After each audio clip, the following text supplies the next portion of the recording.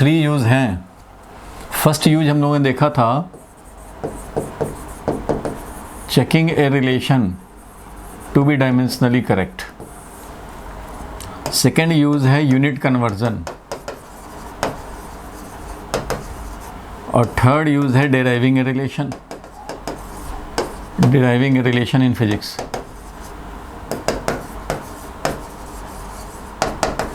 ये 3 था usage of dimensional analysis. ये जो डायमेंशन का कॉन्सेप्ट पढ़ रहे हैं ये क्यों कर रहे हैं भाई, इसका क्या क्या यूज है, तो वो हम लोग देख रहे थे। लास्ट क्लास में शुरू किया था, एक यूज़ हम लोगों ने देखा था। कौन सा यूज़?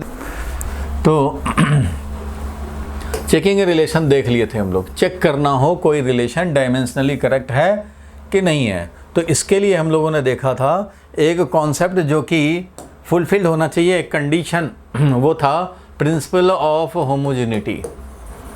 और प्रिंसिपल ऑफ होमोजेनिटी क्या कहता है भाई कि कोई भी एक इक्वेशन हो, चाहे वो प्लस कंटेन किया हो माइनस कंटेन किया हो, एक इक्वेशन है, लेफ्ट हैंड साइड LHS बोलते हो, राइट हैंड साइड RHS बोलते हैं। तो क्योंकि बीच में इक्वल टू है, जब बीच में इक्वल टू आ गया तो इसका मतलब लेफ्ट हैंड साइड और राइट हैंड साइड दोनों ज़रूर इक्वल होना चाहिए डायमेंशन वाइज, क्योंकि कंपैरिजन करते हैं तभी जब दोनों का यूनिट एंड डायमेंशन सेम हो। तो इसका मतलब dimensional formula left hand side का और राइट हैंड साइड का ज़रूर सेम होना चाहिए। ठीक है भाई। अब जब प्लस करते हैं तब भी तो भाई मुझे पता है कि कोई भी 2 क्वांटिटी में प्लस तभी होगा। 2 मीटर में ऐड हम लोग 2 मीटर ही कर पाएंगे, 2 मीटर में ऐड करेंगे 3 सेकेंड तो कुछ नहीं मिल पाएगा, यूजलेस। इसलिए ये दोनों भी सेम हैं, ये दोनों भी डायमेंशनली सेम हैं। अगर ये लेंथ का है तो ये भी लेंथ रहेगा, लेंथ में लेंथ ही ऐड होगा और रिजल्ट जो आएगा वो भी लेंथ ही आएगा। इसलिए 2 मीटर पर सेकंड अगर स्पीड है तो उसमें 2 मीटर पर सेकंड ऐड करोगे तो मिल जाएगा तुम्हें 4 मीटर पर सेकंड। और अगर 2 मीटर पर सेकंड स्क्वायर है तो उसमें 3 मीटर पर सेकंड स्क्वायर ही ऐड करना पड़ेगा, 3 सेकंड ऐड नहीं कर सकते। 3 सेकंड स्क्वायर ऐड करेंगे तो मीनिंगलेस बात हो जाएगी। So same unit same dimension रहना चाहिए दोनों का, और जो रिजल्ट आता है वो भी उसी यूनिट और उसी डायमेंशन का आता है। अगर ये LT-1 है तो इसमें LT-1 वाला सब्ट्रैक्ट होगा और रिजल्ट जो आएगा वो भी LT-1 वाला ही होगा। इसलिए LHS और RHS तो सेम होना ही है, ये इक्वल टू के चलते, और ऐड होने के लिए ये वाला और ये वाला सेम होना चाहिए, सब्ट्रैक्ट होने के लिए ये वाला और ये वाला डायमेंशनली सेम होना चाहिए। और जो इसका डायमेंशन होगा, अगर x इसका डायमेंशन होगा x, तो ये दोनों का रिजल्ट का भी डायमेंशन होगा x। सो किसी भी इक्वेशन के लिए LHS RHS अगर हमारा डायमेंशनली इक्वल है then this equation is dimensionally correct. और डायमेंशनली करेक्ट होने से फिजिक्स में करेक्ट होने की पॉसिबिलिटी बनती है। अगर डायमेंशनली इनकरेक्ट हो जाए तो कोई क्वेश्चन ही नहीं है कि वो फिजिक्स में आ सकता है। मतलब डायमेंशनली करेक्ट तो देखो भाई, v = u + 80, v = u + 80 होता है, ये भी डायमेंशनली करेक्ट है। और 2b = u/2 + 580 ये भी डायमेंशनली करेक्ट है। बट फिजिक्स में करेक्ट तो भाई ये है, डायमेंशनली दोनों ही करेक्ट हैं, डायमेंशनली दोनों ही करेक्ट हैं, क्योंकि कोई कांस्टेंट से मल्टीप्लाई करने से डिवाइड करने से कोई फ़र्क नहीं पड़ता डायमेंशनल करेक्टनेस में। बट फिजिक्स में तो भाई एक ही इक्वेशन ये करेक्ट है। ऐसे ऐसे हज़ारों इक्वेशन बन जाएंगे, कुछ कांस्टेंट इसमें मल्टीप्लाई कर दो, कुछ इसमें कर दो, कुछ इसमें कर दो, मल्टीप्लाई या डिवाइड कर दें, उससे इसके डायमेंशनल करेक्टनेस में कोई फ़र्क नहीं पड़ता। हाँ फिजिक्स में लेकिन ऐसे हज़ारों में से सिर्फ एक यही करेक्ट होगा। So every equation in physics is dimensionally correct, but all dimensionally correct equation cannot be correct in physics. यहाँ तक बात हम लोगों ने लास्ट क्लास में किया था। सारे जो डायमेंशनली करेक्ट हैं वो सारे के सारे फिजिक्स में करेक्ट नहीं हो सकते, लेकिन फिजिक्स में कोई अगर इक्वेशन है तो वो ज़रूर डायमेंशनली करेक्ट है। तो प्रिंसिपल ऑफ होमोजेनिटी ऐसे भी हम लोग लिखते हैं कि every term must have same dimensional formula, every term must have same dimensional formula. और ऐसे भी लिखते हैं कि quantities having same unit, same dimension and same nature can only be added, subtracted और कंपेयर्ड। मीन्स दो तरह से प्रिंसिपल ऑफ होमोजेनिटी हम लोग समझते हैं। Every term in an equation must have same dimensional formula, ये बताया था, must have same dimensional formula and terms are separated by plus minus and equal to. एक तो ये बात होता है स्टेटमेंट का प्रिंसिपल ऑफ होमोजेनिटी, ऐसे भी कुछ लोग बोलते हैं और कुछ लोग ऐसे बोलेंगे भाई ये तो मैथमेटिकली हो गया कि सारे टर्म सेम होना चाहिए। दैट इज, इसका ये भी मतलब है कि LHS must be equal to RHS dimensionally. दूसरा ये भी लिखते हैं कि quantities having same unit, same dimension and same nature can only be added, can only be combined, can only be combined, combined में आ जाता है addition and subtraction, can only be combined और compared, और कंपेयर्ड में आता है greater than देखना, less than देखना, इक्वल टू देखना। सो कॉम्बिनेशन या कंपैरिजन करने हैं तो यूनिट डायमेंशन दोनों सेम होना चाहिए, तभी तुम कंबाइन कर सकते हो या कंपेयर कर सकते हो। ऐसे भी हम लोग लिखते हैं प्रिंसिपल ऑफ होमोजेनिटी। इसलिए इस बात को ध्यान रखना हुआ और इस ध्यान रखते हुए कुछ न्यूमेरिकल प्रैक्टिस के हमने इस पे एक वीडियो भी भेजा था भाई कि उसमें और ज़्यादा प्रैक्टिस हो जाए। सब लोगों ने कवर कर लिया है, सब लोगों ने वो वीडियो देख लिया था? Yes sir. एक तो वीडियो मैंने लास्ट क्लास के रिकॉर्डिंग का डाला था और एक साथ में और वीडियो दिया था जो कि पहले के रिकॉर्डिंग हैं हमारे क्लास के, जो कि और ज़्यादा आपको न्यूमेरिकल प्रैक्टिस करा दे इस टाइप से। तो वो आपने किया, कोई बात नहीं है, प्रैक्टिस के लिए मैं एक और वीडियो भेज दूंगा आज। लेकिन आज हम लोगों का फोकस है unit conversion and deriving relation, ये आज हम लोग कर लेते हैं और फिर आपको और प्रैक्टिस के लिए मैं एक और वीडियो भेज दूंगा, कोई दिक्कत नहीं। तो ये अभी ये सिंपल सी बात थी। कभी भी एडिशन सब्ट्रैक्शन ऐसा ही होता है। और जरा ये भी समझना, कभी भी साइन है, मान लो साइन है a into t, sine AT is equal to मान लो x, a साइन AT, या ऐसा लिखूं मैं b sine AT is equal to x, t is time, question आ जाए, मान लो ये क्वेश्चन है, जल्दी से लिख लो question, t is time and x is displacement. मान लो ऐसा अगर मैं लिखूं तो डायमेंशनल फार्मूला ऑफ a चाहिए और डायमेंशनल फार्मूला ऑफ b चाहिए, ये कैलकुलेट कर रहे हैं। 2 मार्क्स का क्वेश्चन हो गया। क्वेश्चन में दिया हुआ है कि if b sine AT is equal to x, b sine AT is equal to x, तो बताना है a का डायमेंशनल फार्मूला और b का डायमेंशनल फार्मूला।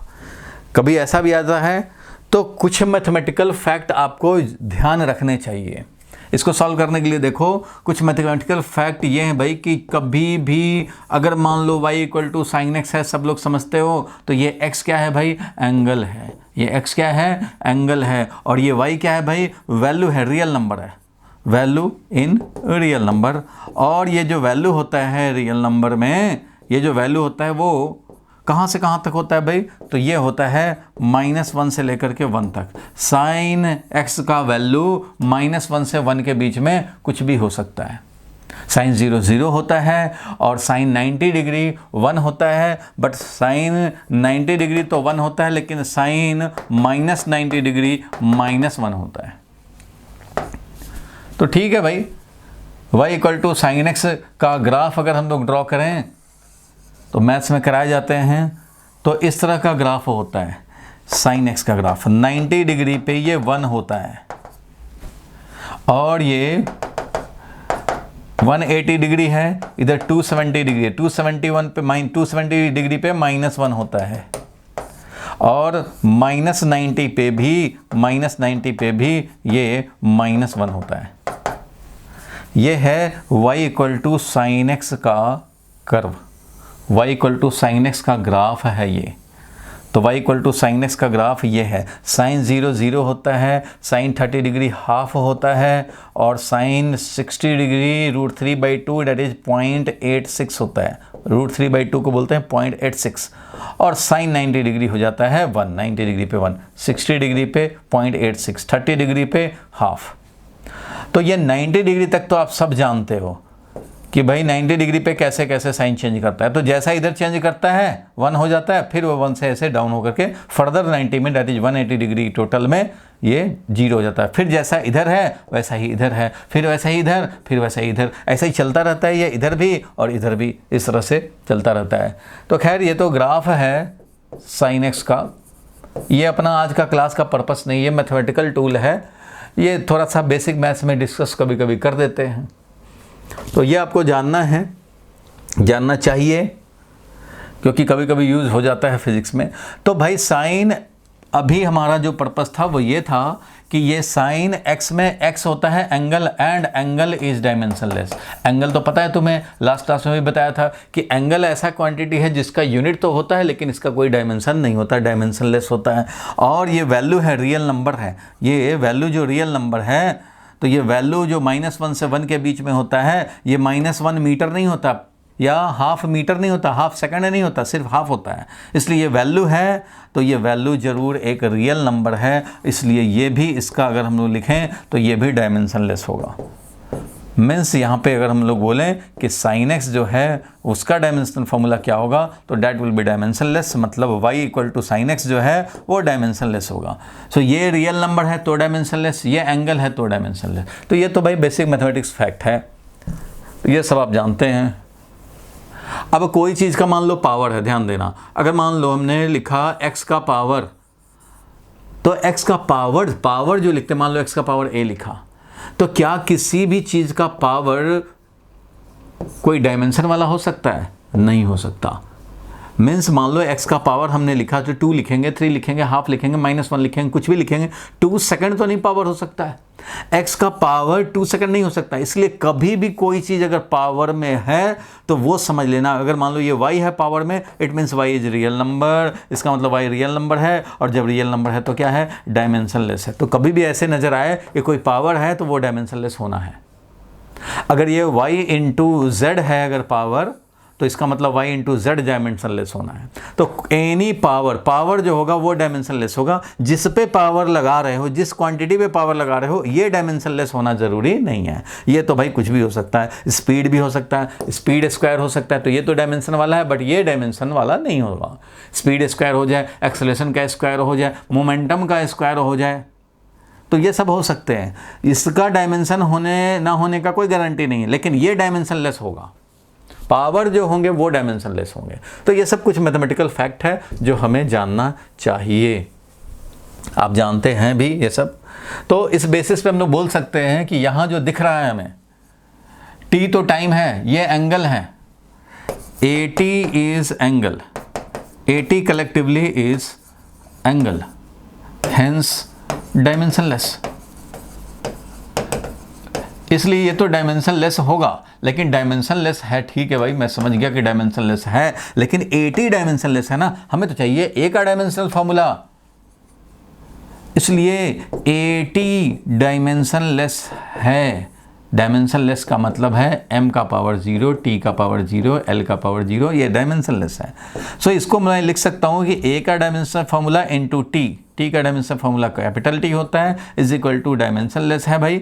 लेकिन A का डायमेंशनल फार्मूला खाली चाहिए अगर, तो क्या करेंगे भाई, तो इधर डायमेंशनलेस है, 1 डिवाइडेड बाई t हो जाएगा। इट मीन्स ये हो जाएगा t का पावर -1, 1 भी डायमेंशनलेस हुआ, 1 मतलब क्या, कुछ भी नहीं, तो t का पावर -1 है, date is m0 l0 t -1। तो डायमेंशनल फार्मूला ऑफ A वो हमारा t-1 है, t-1 है। इस तरह से ब्रैकेट में रखेंगे इसको, t-1 है। A का डायमेंशनल फार्मूला t-1 है। खुद सोचो, अगर A हमारा t पे पावर -1 वाला होगा, तभी तो ये वाला t मल्टीप्लाई होकर के ये क्या बन जाएगा, डायमेंशनलेस। होना भी चाहिए, एंगल है इसलिए डायमेंशनलेस। ठीक है भाई, इस फैक्ट को हमने यूज कर दिया। इसलिए इस बेसिस पे हम लोग का ए का मिल गया।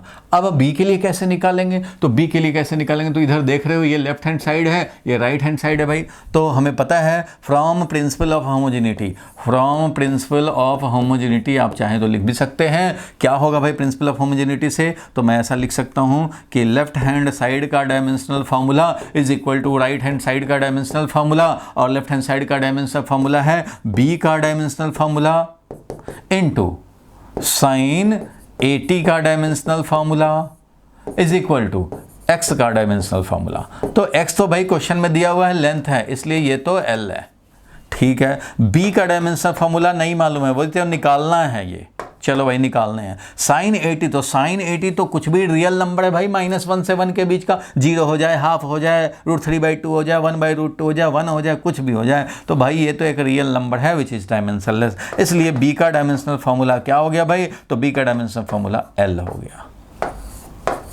तो बी का डायमेंशनल फार्मूला एल है, ए का डायमेंशनल फार्मूला t-1 है।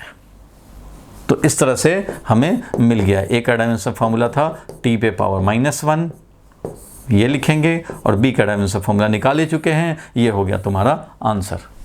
तो ये 2 मार्क्स का क्वेश्चन आएगा, चाहे 3 मार्क्स का क्वेश्चन आएगा, समझ गए, इस तरह का बेसिक बात है। और भी ऐसे क्वेश्चन के प्रैक्टिस का मैं वीडियो आपको भेज दूंगा। ये तो कुछ तो आपको भेजा था एक वीडियो, एक और भेज दूंगा जो थोड़ा और डिफिकल्ट क्वेश्चन का थोड़ा प्रैक्टिस आपको हो जाएगा। समझ में आ गया ये, या इसमें कोई डाउट है, बताओ भाई, इसमें कोई डाउट है तो पूछ लो। सर वो साइन ए पर ए एंड टी था वो डायमेंशनलेस हो गया, तो जब बी के साथ गया तो वो कहाँ गया, मेरे को वो समझना था। बी के साथ हुआ उधर वाला, हाँ जी सर। ये तो हमें दिख गया कि साइन 80 है, तो जैसे ही साइन 80 आया, साइन 80 जैसे ही दिखा हमें, ये एक्सप्रेशन ही कहता है कि 80 तो एंगल है। This impression, this says that A into T is angle, और जब A into T एंगल है तो भाई वो डायमेंशनलेस है, उस हिसाब से काम कर दिया, A का मिल गया। अब क्या है कि यहाँ पे तुम्हें दिखाई दे रहा है कि left hand side of the equation, इस पूरे लेफ्ट हैंड साइड के इक्वेशन में ये लेफ्ट हैंड साइड तो ये है B sin 80, तो लेफ्ट हैंड साइड का dimensional formula is equal to right hand side का dimensional formula, principle of homogeneity कहता है किसी भी इक्वेशन के लिए वैलिड है। तो लेफ्ट हैंड साइड का dimensional formula equal to right hand side का dimensional formula. Left hand side में क्या है भाई, तो वो है b into sine 80, b into sine 80। Left hand side जो है वो क्या है भाई, तो वो है b इंटू साइन 80। तो भाई ये पूरा डायमेंशनलेस होगा, ये पूरा जो है वो तो डायमेंशनलेस है, इसलिए लेफ्ट हैंड साइड का लिखोगे तो क्या लिखोगे, ये डायमेंशनलेस कह रहा हूँ, ये पूरा जो लेफ्ट हैंड साइड है वो क्या है, एक्स वाला जो डायमेंशनल फार्मूला है वही होगा। पूरा लेफ्ट हैंड साइड क्या है, b sin 80। तो भाई इसका डायमेंशनल फार्मूला क्या लिखोगे लेफ्ट हैंड साइड वाले का, b का dimensional formula multiplied by sin 80 का डायमेंशनल फार्मूला, यही तो हो गया left hand side. Left hand side वाले के नाम पे यही लिखा हमने, तो ये है भाई लेफ्ट हैंड साइड वाला, और इक्वल टू एक्स का डायमेंशनल फार्मूला। अब बी का जो भी डायमेंशनल फार्मूला है वो लिखेंगे मल्टीप्लाइड बाई, अब ये साइन 80, तो साइन 80 तो सबको पता है ना भाई, साइन कुछ भी हो वो तो रियल नंबर है, रियल नंबर है तो डायमेंशनलेस है। अभी बताया था कि y is equal to sine, मान लो कुछ भी आए, साइन थीटा हो जाए, तो y क्या है, y is a real number, y is a real number between -1 and 1 and real number है, इसलिए y हमारा डायमेंशनलेस होगा। तो इसलिए मैंने बोला कि लेफ्ट हैंड साइड जो इक्वेशन दिया हुआ है उसमें b sin 80 है, तो b का डायमेंशनल फार्मूला इंटू साइन 80 का dimensional formula is equal to, यही हो गया लेफ्ट हैंड साइड का dimensional formula equal to x का डायमेंशनल फार्मूला। तो इधर b का और ये वाला dimensionless is equal to l, और इसलिए b हो गया l।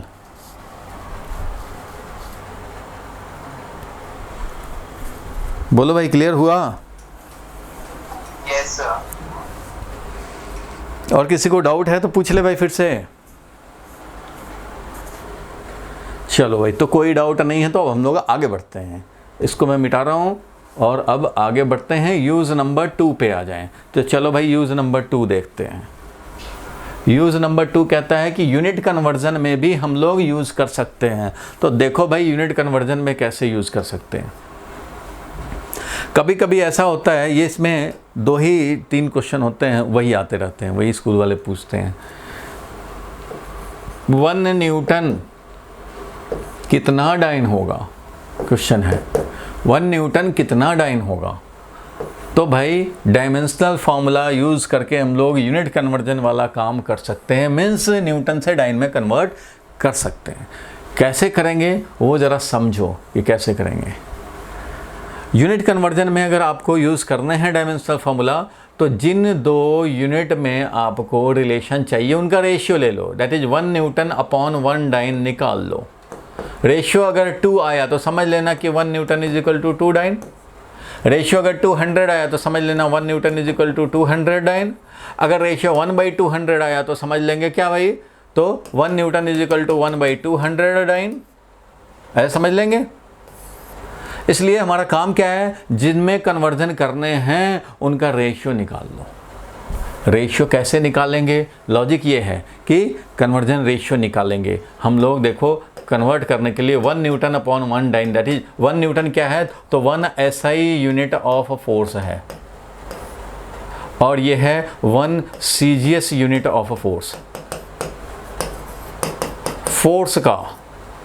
तो भाई फोर्स क्वांटिटी का ये यूनिट है, इसमें हमें कन्वर्जन करने हैं। तो मैं क्या करूँगा कि 1 newton upon 1 dyne will be equal to 1 CGS unit और SI यूनिट का रेशियो लेना है। तो जिस क्वांटिटी का यूनिट में कन्वर्जन करने जा रहे हो, सबसे पहले उस क्वांटिटी का डायमेंशनल फॉर्मूला लिख लो, MLT-2, mass into acceleration, mass into acceleration, LT-2।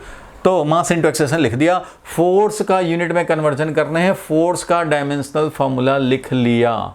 अब काम क्या करते हैं, तो भाई स्कूल में जब भी आएगा 3 मार्क्स चाहिए, 2 मार्क्स का है तो 2 मार्क्स चाहिए, तो आपको यही काम करने होंगे। रेशियो निकाला। अब देखें कि फोर्स का मास, लेंथ और टाइम में डायमेंशन 1 1 -2 है। तो चलो भाई पहले मास वाले को 1 न्यूटन अपॉन 1 डाइन करने हैं, तो पहले मास वाले को पकड़ लें। तो मास वाले को ऊपर क्या है, SI यूनिट है, न्यूमरेटर में क्या है भाई, SI यूनिट है। ये 1 न्यूटन क्या है, SI यूनिट, ये है SI यूनिट, इधर है हमारा CGS यूनिट।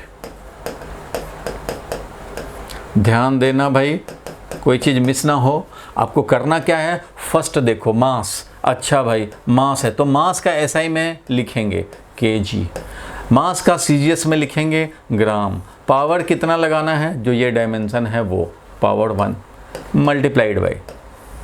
अब हम लोग लेंथ की बात करें तो लेंथ का ऊपर है SI, तो SI में लेंथ मीटर, CGS में लेंथ सेंटीमीटर। पावर कितना लगाना है, पावर है 1। फिर देखेंगे टाइम का। अरे भाई टाइम का बोलो तो टाइम का तो SI में होता है सेकंड और CGS में भी होता है सेकंड। पावर कितना लगाएंगे, -2। ठीक है भाई, तो 1 SI यूनिट 1 न्यूटन है, 1 CGS यूनिट 1 डाइन है। सो 1 न्यूटन अपॉन 1 डाइन आ गया हमारा कितना भाई, तो ये आया, यही है मल्टीप्लाइड। तो kg, ठीक है भाई, kg को लिखूंगा 1000 ग्राम और नीचे तो है ग्राम, इसका पावर है 1 मल्टीप्लाइड बाई। मीटर है, इसको लिख देता हूँ 100 सेंटीमीटर। क्यों लिख रहे हैं, क्योंकि नीचे है सेंटीमीटर, इसलिए अपना कैंसिल वैंसिल होना होगा तो कैंसिल कर लेंगे। और इधर तो भाई सेकंड ही है, सेकंड ही है, और ये पावर -2 है, तो कोई परेशानी वाली बात नहीं है भाई। ठीक है, अब यहाँ देखो ग्राम ग्राम कैंसिल हो गया और बच गया 10 का पावर 3। 10 का पावर 3 है और पावर 1 है तो कुछ नहीं हुआ। तो यहाँ पे क्या है भाई, सेंटीमीटर सेंटीमीटर कैंसिल हुआ और यहाँ 10 का पावर 2 है क्योंकि पावर 1 है, और इधर है 1 का पावर -2 है, इससे क्या होगा, 1 ही रह जाएगा। इसलिए ओवरऑल कितना आया, 10⁻⁵ आया। इसका मतलब 1 newton upon 1 dyne is equal to 10⁵। It means 1 newton is equal to 10⁵ dyne. इस तरह से आप कन्वर्जन लिख सकते हैं। यहाँ आ गया 10⁵ डाइन। तो ये आपको निकालने को आ सकता है, लिख लो। और दूसरा मैं दे रहा हूँ, उसको आप अभी सॉल्व करेंगे। इसमें कोई परेशानी है तो बता दो भाई। जिस क्वांटिटी का यूनिट में कन्वर्जन निकालने हैं उस क्वांटिटी का डायमेंशनल फॉर्मूला पहले लिख के रख लिया, ताकि कितना पावर लगाना है वो पता लगता रहे। फिर हम लोगों को इसमें जिन यूनिट्स का कन्वर्जन देखना है उनका हम लोग रेशियो ले लें। तो टेकिंग रेशियो, तो हम लोगों ने रेशियो लिया, कौन सा रेशियो लिया भाई? तो न्यूटन और डाइन का रेशियो, मीन्स SI/CGS वाला हम लोग रेशियो निकालना चाहते हैं। तो उसके लिए kg/SI/CGS कर रहे हैं, तो इसका भी SI/CGS करो, इसका भी SI/CGS करो, इसका भी SI/CGS करो, और पावर जो है वो लगाते रहो। इसके बाद क्या, कैंसिलेशन कराओ, 1000 ग्राम लिखा, कैंसिलेशन कराओ, जो पावर है वो पावर का हिसाब कर लो, और फाइनली मिल गया। इसको नोट करके आप इधर एक क्वेश्चन लिखेंगे।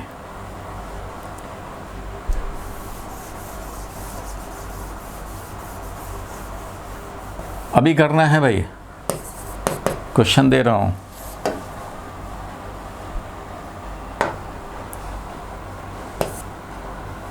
कन्वर्ट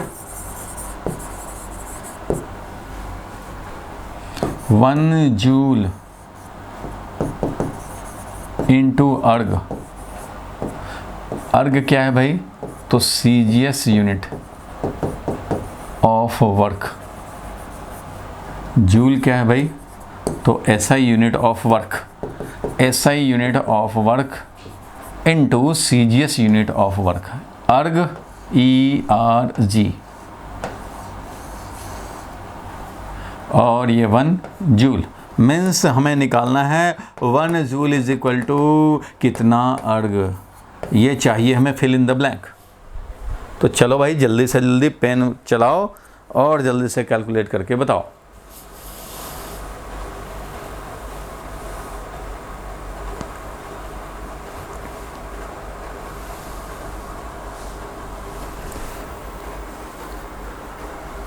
हो गया भाई, कैलकुलेट कर लिए?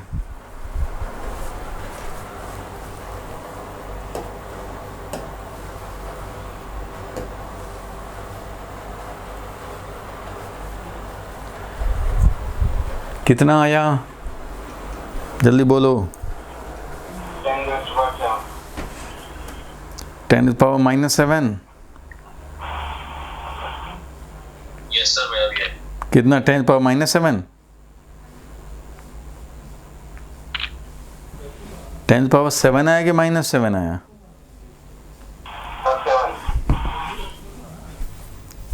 चलो चेक कर लेते हैं। देखो भाई सारे लोग अब लिखना छोड़ो, अब हो गया 1 जूल। जूल तो भाई वर्क का होता है, तो वर्क का हम लोग डायमेंशनल फार्मूला लिखेंगे। वर्क का dimensional formula force into displacement से लिखते हैं भाई। फार्मूला तो वर्क का यही होता है, फोर्स इनटू डिस्प्लेसमेंट। फोर्स क्या है भाई? तो वो तो mL/t-2 होता है। डिस्प्लेसमेंट क्या है? तो वो तो L होता है। इसलिए क्या हो गया डायमेंशनल फार्मूला भाई? तो mL/t-2 ये हो गया वर्क का डायमेंशनल फार्मूला।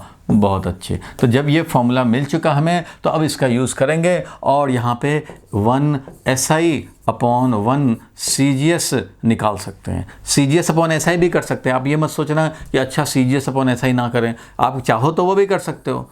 1 CGS/1 SI वहाँ भी कर सकते थे, यहाँ भी कर सकते हो। 1 CGS का मतलब हो गया 1 अर्ग, और 1 SI मतलब हो गया 1 जूल। तो ये भी कर सकते हैं हम लोग। CGS/SI भी कर सकते हैं, SI/CGS भी कर सकते हैं। रेशियो x/y निकालो, चाहे y/x निकालो, जो आना होगा आएगा। अगर x/y 2 आता है तो y/x अपने आप 1/2 आ जाएगा। तो ठीक है भाई, ये हम लोग निकाल रहे हैं। मान लो CGS/SI कर रहे हैं, तो ठीक है, m का पावर 1 है यहाँ, तो पहले मास वाला काम करें। न्यूमरेटर में अगर CGS लिए हो तो CGS के हिसाब से हम लोग मास का लिखेंगे ग्राम, और इधर लिखेंगे किलोग्राम। और पावर कितना हो जाएगा भाई? तो पावर 1 हो जाएगा। लेंथ की बात करें, अगर ये ब्रैकेट छोटा हो चाहे बड़ा हो, ये अलजेब्रिक ब्रैकेट है, ये डायमेंशनल फॉर्मूला रिप्रेजेंट करने वाला ब्रैकेट नहीं, ये अलजेब्रा का ब्रैकेट है। समझो, ये अलजेब्रा का ब्रैकेट है। हम लोग कैलकुलेशन कर रहे हैं। और लेंथ वाले में, तो लेंथ में CGS ऊपर लिखना है तो सेंटीमीटर लिखूंगा, SI लिखने हैं तो सेंटीमीटर/मीटर हो गया, और ये पावर 2 है ऐसा लिखेंगे। और टाइम का तो भाई सेकंड ही होता है दोनों में, इसलिए इसका तो कोई चक्कर ही नहीं है। तो 1 अर्ग/1 जूल तुम्हें मिल गया कितना भाई? तो ये ग्राम है और ये 1000 ग्राम है, तो 1/1000 रह गया, ग्राम ग्राम कैंसिल हो गया। 1/1000 का पावर 1 है, मल्टीप्लाइड बाई, ये सेंटीमीटर है, इधर मीटर है, तो ये 1/100 हो गया, क्योंकि मीटर को लिखते हैं 100 centimetre. 1 metre is equal to 100 centimetre और 1 kg को लिखते हैं 1000 ग्राम। तो भाई ठीक है, उस हिसाब से काम करेंगे। तो ये आ गया इसका पावर, लेकिन 2 लगाना है और इधर 1 है, 1 का पावर -2 करना है, इसलिए वैल्यू क्या आ गया। तो यहाँ देख रहे हो डिनोमिनेटर में 10 का पावर 3 है, इधर डिनोमिनेटर में 10 का पावर 4 है, यानी 1/10 का पावर 7 हो गया।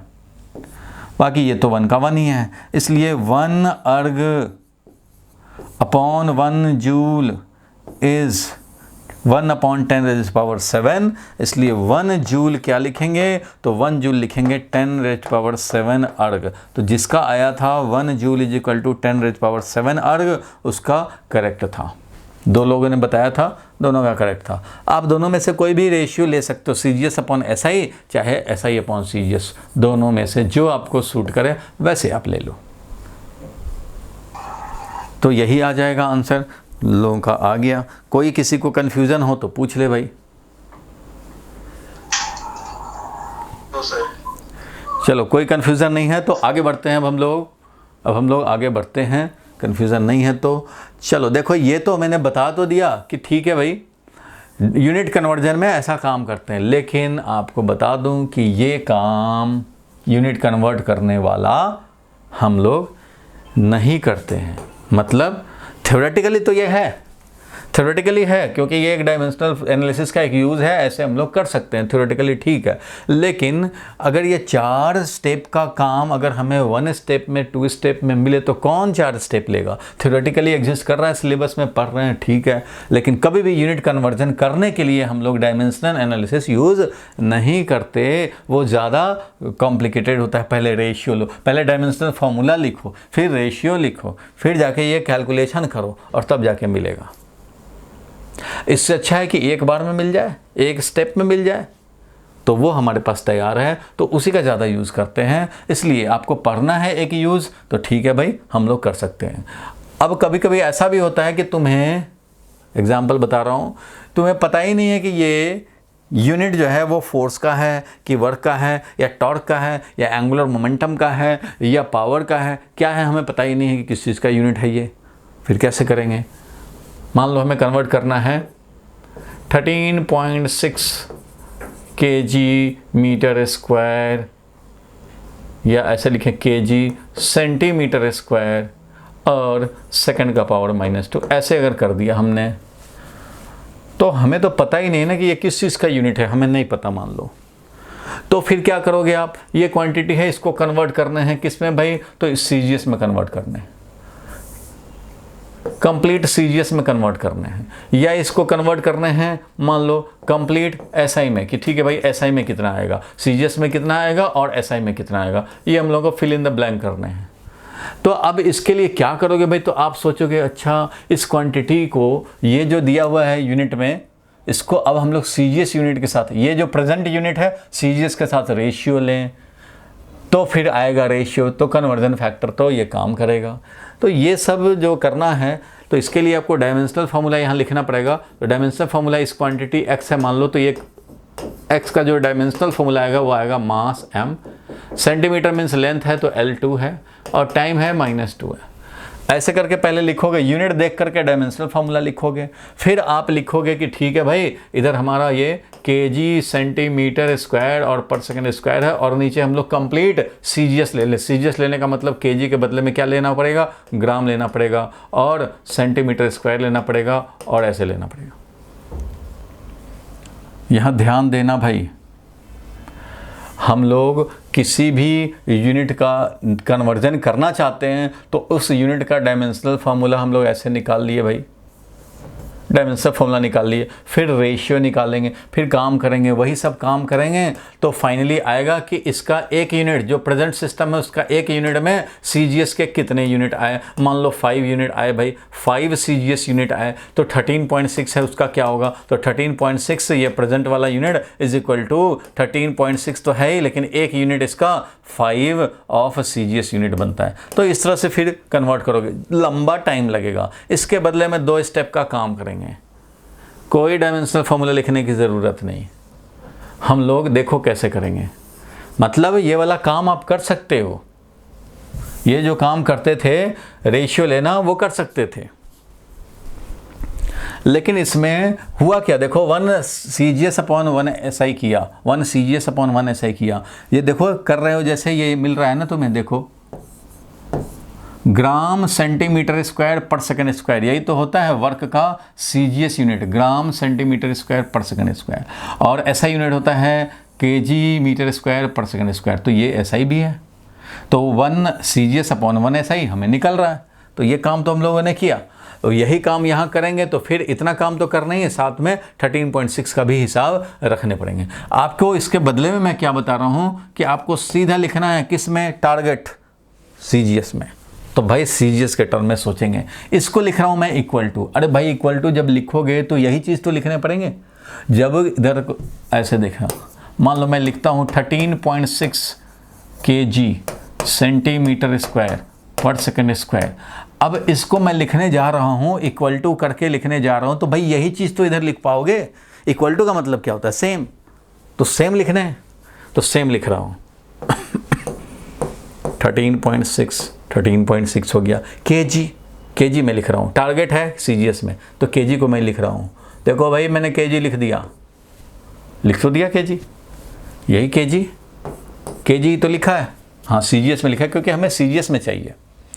अब सेंटीमीटर स्क्वायर, अरे भाई तो सेंटीमीटर स्क्वायर, तो सेंटीमीटर तो खुद ही CGS में है, तो इसको कुछ करने की ज़रूरत नहीं है। सेकंड तो है CGS में, तो इसको भी कुछ करने की ज़रूरत नहीं। तो ये मिल गया हमें कितना भाई, तो 13.6 इंटू 10⁻³ और ग्राम सेंटीमीटर स्क्वायर पर सेकंड स्क्वायर मिल गया, यही तो है CGS। काम खत्म हो गया, ये वैल्यू हमें मिल गया।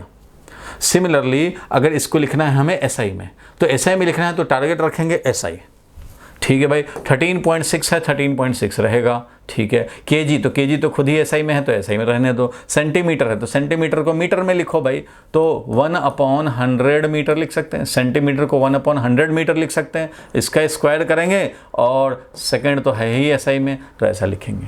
क्यों? क्योंकि देखो भाई 100 centimetre is equal to 1 metre होता है, इसलिए 1 centimetre is equal to 1/100 metre होगा। तो हमने 1 सेंटीमीटर को 100 मीटर कर दिया, 1 सेंटीमीटर को 1/100 मीटर कर दिया, और ये काम हो गया। अब देखो ये वैल्यू कितना आ गया, 13.6 इंटू 10⁻, देखो पावर 2 है, इधर 2 स्क्वायर करें 10⁻⁻4 हो गया, और ये हो गया kg मीटर स्क्वायर पर सेकेंड स्क्वायर हो गया भाई। ये हो गया SI में, ये हो गया CGS में। क्या डायमेंशनल फार्मूला निकालना है, क्या रेशियो लेना है, क्या फ़ायदा है भाई, सीधा टारगेट करो ना। जो यूनिट चाहिए तो मैं उस यूनिट के टर्म में लिख दो, जो है वही लिखना है। kg है तो kg लिखेंगे, भले ही हम लोग CGS में किए, लेकिन 1 kg था उधर तो 1 kg इधर रखेंगे। सेंटीमीटर था तो यहाँ सेंटीमीटर रखेंगे, सेंटीमीटर है सेंटीमीटर रखेंगे, क्योंकि हमें CGS में चाहिए था इसलिए सेंटीमीटर को सेंटीमीटर रहने दिया। यहाँ पे हमें चाहिए था SI में, तो सेंटीमीटर को कन्वर्ट कर दिया मीटर में। तो बस खाली यूनिट का आपको रिप्लेसमेंट करना है, पूरा एज ए होल यूनिट का आप मत सोचो, आप एक एक का सोचो। एक यूनिट को रिप्लेस कर दिया, SI में चाहिए तो SI में, CGS में चाहिए तो CGS में। तो इस तरह से काम करते हैं, इजीली 2 स्टेप में मेरा मिलता है। क्या ज़रूरत है उतना रेशियो लेने का, इसलिए लोग टाइम बचाते हैं, और इस तरह का रेशियो ले करके काम जो करते हैं वो टाइम ज़्यादा लगाता है, इसलिए प्रैक्टिकली उतना यूज़ करते नहीं हैं। लेकिन हाँ, थ्योरेटिकली जानना है, एक यूज़ है डायमेंशन एनालिसिस का, ज़रूर पढ़ना है। और स्कूल में आएगा तो यही, चाहे तो फोर्स वाला आ जाएगा, चाहे तो एनर्जी वर्क वाला आएगा, यही दोनों में से कोई आता है तो आप वो काम कर देना। 2 मार्क्स का 3 मार्क्स का है वो कर देना, 1 मार्क्स का आएगा ऐसे ही कर देना, 1 मार्क्स का आएगा ऐसे कर सकते हैं। बोलो क्लियर है यहाँ तक? Yes sir. किसी को कोई परेशानी हो तो बता दे भाई। यूनिट कन्वर्जन तो ये छोटा सा टॉपिक था। अब देखना है हम लोग को deriving relation in physics is very very important, और ये जब आएगा तो 3 मार्क्स का आएगा। डेराइव करना चाहते हैं किसी फिजिक्स में इक्वेशन को, तो ये क्या कैसे करेंगे, तो इसको एंड किया जाए। इसको हटा रहा हूँ भाई, जिसको नोट करना है कर सकता है, स्क्रीनशॉट लेना स्क्रीनशॉट ले लो। कन्वर्ट करना था प्योरली CGS में, तो ये आ गया तुम्हारा 13.6 इंटू CGS में आया था 10⁻³ और इधर आया 13.6 इंटू 10⁻⁻4। इस तरह से मिल गया। चलो भाई हटा दिया जाए। अब हम लोग देखेंगे deriving A relation in physics. Third use देखने जा रहे हैं, deriving A relation in physics. ठीक है, थर्ड यूज देखने जा रहे हैं। तो ठीक है भाई, थर्ड यूज कैसे डेराइव करेंगे रिलेशन, तो सबसे पहले एग्जांपल्स हम लोग देखेंगे यूज नंबर 3 को। सब लोग अपने कॉपी में लिख लो कैसे हम लोग डेराइव कर सकते हैं। किसी भी फिजिक्स में कोई इक्वेशन है, कोई रिलेशन है, डेराइव कर सकते हैं। लेकिन इसमें कुछ कंडीशंस हैं। कंडीशंस इस मामले में है कि जितने भी फिजिक्स में हैं सारे इक्वेशन आप, सारे रिलेशन को आप नहीं डेराइव कर सकते डायमेंशनली। डायमेंशनली कुछ कंडीशंस हैं, उनको आप सेटिस्फाई करते हैं जो रिलेशन, वही रिलेशन डेराइव हो सकता है। कौन कौन से कंडीशन है, तो भाई 4-5 कंडीशंस हैं, वो हम लोग पढ़ेंगे। और जो इन 4-5 कंडीशंस को सेटिस्फाई करे वही ऑब्टेन होगा डायमेंशनली। कैसे, एक एग्जांपल से बता रहा हूँ। मान लो आपने आज तो पढ़ा कि एक पेंडुलम है, ये ऑसिलेट कराते हैं। एक पेंडुलम है, उसका बॉब है ये, और इसको ऑसिलेट करा रहे हैं, ऐसे ऐसे ऐसे ऐसे मोशन कर रहा है भाई, ऑसिलेशन कर रहा है। इसका एक एक्सट्रीम पॉइंट से जब ये यहाँ से मूव करता हुआ यहाँ आता है, फिर वापस ये जब यहाँ आता है, तो इसको बोलते हैं 1 टाइम पीरियड, मीन्स 1 साइकिल पूरा करने का टाइम, 1 टाइम पीरियड। और अगर मान लो यहाँ से तुम यहाँ से काउंट करते हो तो यहाँ से यहाँ जाएगा, फिर यहाँ आएगा, फिर यहाँ से यहाँ आया, तब 1 साइकिल पूरा हुआ। यहाँ से अगर काउंट करोगे तो यहाँ से यहाँ जाए और यहाँ से यहाँ आए, 1 साइकिल पूरा। तो टाइम पीरियड जो होता है फिजिक्स में, हम लोग इसको चैप्टर 14 में पढ़ेंगे, last, almost second last chapter. तो ये होता है थ्योरेटिकली 2π√L/g। ये होता है सिंपल पेंडुलम का टाइम पीरियड, जो कि हम लोग थ्योरेटिकली ऑब्टेन करेंगे। थ्योरेटिकली कब ऑब्टेन करेंगे भाई, तो थ्योरेटिकली ऑब्टेन करेंगे हम लोग चैप्टर 14 में। लेकिन आपने आज पढ़ा, भूल गए, क्योंकि 10 साल हो गए, 20 साल हो गए, शादी हो गई आपकी, आपके बच्चे हुए, वो बड़े हुए, 11th में आए, पढ़ाने चले, तो भूल गए हैं भाई। जो टीचर रहेंगे वो तो पढ़ा लेंगे, लेकिन जो टीचर नहीं है वो तो भाई भूल गए। 25 ईयर्स हो गए, 30 ईयर्स हो गए, अब कैसे बताएं, भूल गए। हाँ, लेकिन बच्चे ने पूछा डाउट, कैसे करें इसको, तो पेरेंट ने रिकॉल किया, हाँ कुछ होता तो था टाइम पीरियड कुछ होता तो था, शायद वो लेंथ है पेंडुलम का तो उस पर शायद डिपेंड करता था। हाँ, जी होता था कुछ, और कुछ मास ऑफ द बॉब होता था, लगता है ये 3 चीज़ पे लगता है डिपेंड करता था। तो इतना अगर याद है ना पेरेंट को, और ये पता है कि डायमेंशनल एनालिसिस पता है, तो वो डिराइव कर लेगा तुरंत। मतलब आप अगर भूले हुए हैं, आप गेस कर सकते हैं कि हाँ इन चीज़ पे डिपेंड करता था, लेंथ पे शायद डिपेंड करता था, जी पे डिपेंड करता था, और मास ऑफ बॉब पे शायद डिपेंड करता था। किसी का कंफर्म नहीं है किस पे डिपेंड करता था, और ये भी कंफर्म नहीं है कि एल ऊपर होता था या एल नीचे होता था, याद नहीं आ रहा, ये कांस्टेंट याद नहीं आ रहा। तो ऐसा कंडीशन अगर हो तो आप डिराइव कर सकते हैं। अगर ऐसा कंडीशन हो और ये रिलेशन जो है वो प्रोडक्ट टाइप हो, मीन्स ये क्या हुआ, 2πL का पावर हाफ, जी का पावर माइनस हाफ, जी का पावर माइनस हाफ, ये मल्टीप्लाइड बाई ये, और ये है कांस्टेंट। तो अगर ऐसा है रिलेशन, कैसा भाई, सिंपल प्रोडक्ट टाइप है, इसमें ऐड नहीं हुआ, v = u + at, अगर ऐसा हो जाएगा तो आप इसको डायमेंशनली डिराइव नहीं कर सकते। s = ut + ½ at², अगर आ जाए, कहीं भी प्लस माइनस आ जाए, आप डिराइव नहीं कर सकते। आपको होना चाहिए सिंपल अलजेब्रिक फंक्शन, वो भी प्रोडक्ट टाइप। मैं कंडीशंस लिखवा दूंगा, अभी थोड़ा बता रहा हूँ, 1-2 कंडीशन अभी बता रहा हूँ, 5 कंडीशन है, पाँचों बताऊँगा।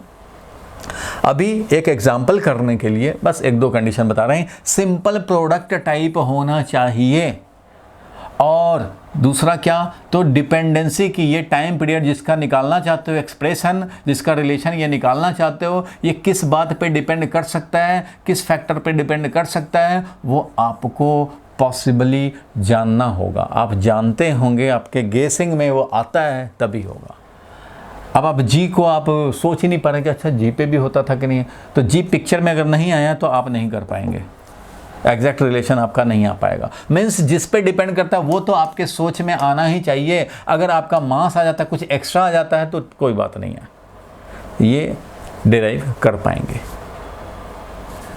चलो इतने से अभी इतने ही से काम चलाते हैं और हम लोग इसको पहले ऑब्टेन करते हैं। पहले आप एग्जांपल देखो, सिंपल पेंडुलम का टाइम पीरियड निकालने को आ गया। क्वेश्चन लिखो, डेराइव, क्वेश्चन लिखो derive expression for time period, फटाफट लिखो, time period of a simple pendulum. ये बड़ा इंपॉर्टेंट है, स्कूल वाले खूब पूछते हैं इसको। ये तो ज़रूर, अगर आपको स्कूल में ये मेथड कराया जाएगा, ये यूज़ कराया जाएगा, तो 99% चांस है कि यही आपको कराया जाएगा स्कूल में, यही एग्जाम्पल कराया जाएगा स्कूल में, सिंपल पेंडुलम का टाइम पीरियड निकालना। तो ठीक है भाई, सिंपल पेंडुलम का टाइम पीरियड हम लोग निकालना चाहते हैं।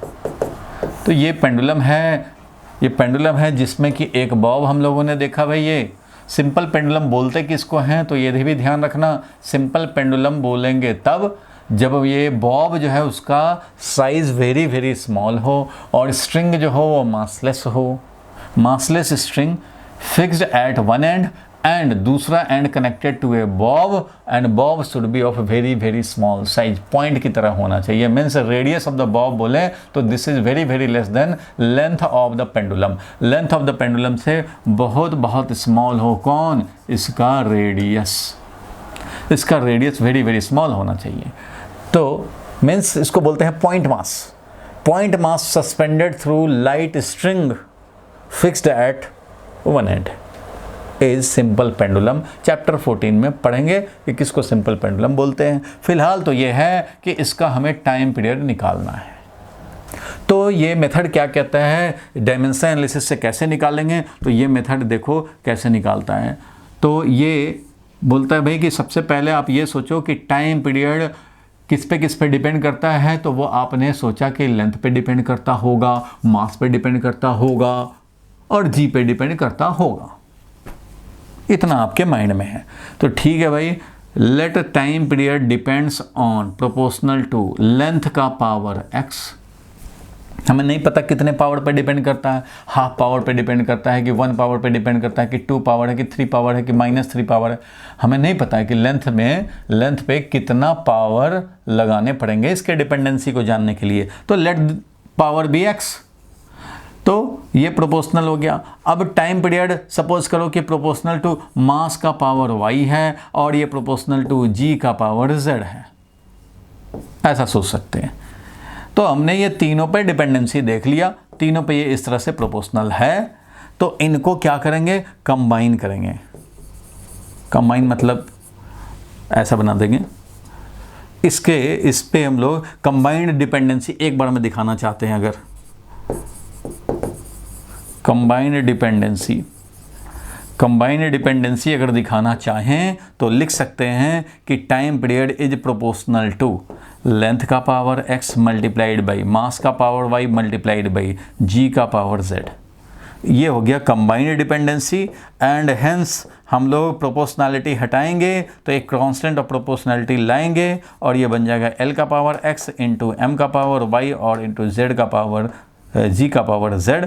ये बन गया तुम्हारा पॉसिबल रिलेशन। ये क्या बन गया भाई, तो पॉसिबल रिलेशन है। ये एग्जैक्ट रिलेशन नहीं है, अभी ये एग्जैक्ट रिलेशन नहीं बना है, ये पॉसिबल रिलेशन ये है क्योंकि हमने लिया टाइम पीरियड को लेंथ का पावर x पे डिपेंडेंसी समझा, लेंथ मास का पावर y पे डिपेंडेंसी समझा और g का पावर z पे डिपेंडेंसी समझा। तो इस तरह का रिलेशन बन गया सिंपल प्रोडक्ट। ये पॉसिबल रिलेशन है। तो फर्स्ट स्टेप तो ये है कि जो आपका पॉसिबल डिपेंडेंसी था ये आपके माइंड में होना चाहिए या क्वेश्चन में गिवन होना चाहिए कि ये चीज़ इस पे डिपेंड कर सकता है। तो पॉसिबल डिपेंडेंसी हम लोगों ने पहले एक्सप्रेस किया और इस बेसिस पे हम लोगों ने कंबाइंड डिपेंडेंसी लिख दिया ऐसे, combined dependency of time period. तो हमने देखा ये और उसका हम लोगों ने एक्सप्रेशन इक्वेशन लिखा तो ऐसा आ गया। मीन्स पॉसिबल रिलेशन हमें ऑब्टेन हो चुका है। This is not exact relation, लेकिन हमें चाहिए एग्जैक्ट। तो इसका मतलब we need to find the value of x, y and z। अगर x का वैल्यू पता लग जाए हाफ है तो समझ जाएंगे कि l का पावर हाफ पे डिपेंडेंसी है, y का पावर मान लो 2 आ जाता है, समझ जाएंगे m के स्क्वायर पे डिपेंडेंसी है। तो x, y, z का वैल्यू अब चाहिए। Now we need to calculate क्या भाई, द वैल्यू ऑफ, किसका value, the value of x, y and z। इनका वैल्यू चाहिए। कैसे निकालेंगे भाई? तो ठीक है भाई, निकाल लेंगे। कैसे निकालेंगे वो जरा देखो। ऐसे निकालेंगे कि अगर इस रिलेशन को डायमेंशनली करेक्ट होगा तभी तो फिजिक्स में करेक्ट हो सकता है। आपको तो पता ही है फिजिक्स में कोई इक्वेशन ऐसा नहीं होगा जो डायमेंशनली करेक्ट ना हो, ऐसा हो ही नहीं सकता फिजिक्स में। फिजिक्स हमेशा एक्चुअल चीज़ जो होता है वही मैप करता है अपने इक्वेशन में। इसलिए अगर फिजिक्स में करेक्ट इक्वेशन होना है तो इसको डायमेंशनली तो ज़रूर करेक्ट होना है। इसलिए इस पॉसिबल डिपेंडेंसी को डायमेंशनली ज़रूर करेक्ट होना पड़ेगा। तो इसको डायमेंशनली करेक्ट होने के लिए एक्स वाई जेड का वैल्यू हम लोग निकाल सकते हैं यूजिंग डायमेंशनल एनालिसिस। कैसे? Now we need to calculate the value of x, y, z to, क्यों भाई, क्यों ऐसा निकालने की ज़रूरत है? To obtain the accurate relation, the accurate relation। तो accurate relation लाने के लिए तो भाई ये हमें कैलकुलेट करने पड़ेंगे। कैसे करें? तो भाई LHS जो है डायमेंशनली ज़रूर होना चाहिए RHS के इक्वल। ठीक है, ये कैसे भाई? तो for dimensional correctness, for the relation to be dimensionally correct, for the relation to be क्या भाई? तो डायमेंशनली करेक्ट, क्योंकि बिना डायमेंशनली करेक्ट हुए फिजिक्स में ये अलाउ ही नहीं हो सकता।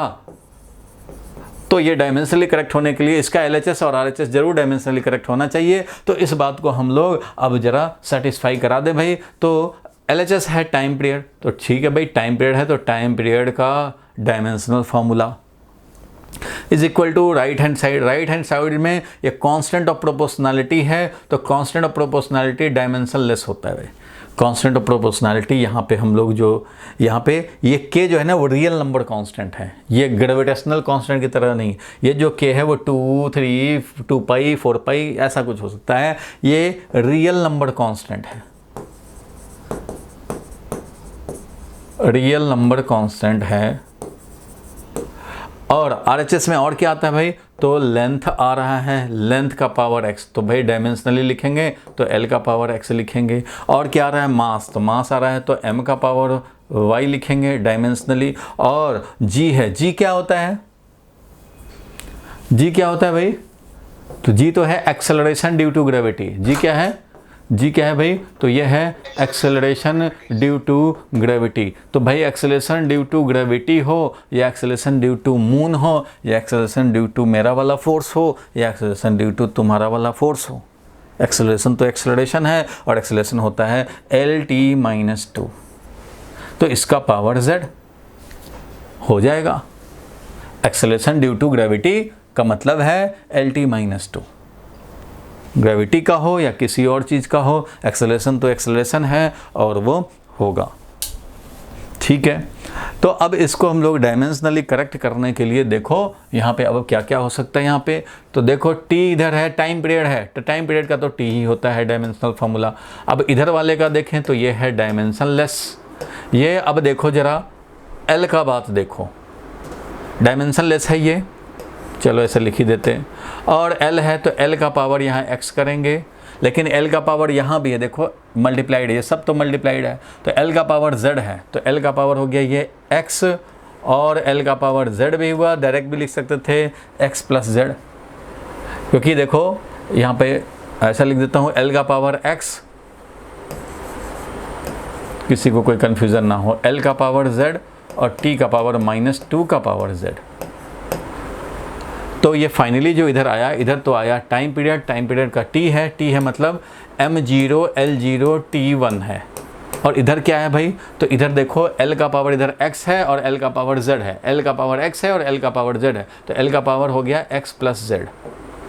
और m, तो m तो भाई एक ही जगह है, m तो वो एक ही जगह है बस, और तो कहीं है नहीं, तो m का पावर y है। ठीक है भाई, और t इधर नहीं है, इधर नहीं है, इधर नहीं, खाली यही है, तो -2z, -2z ये है।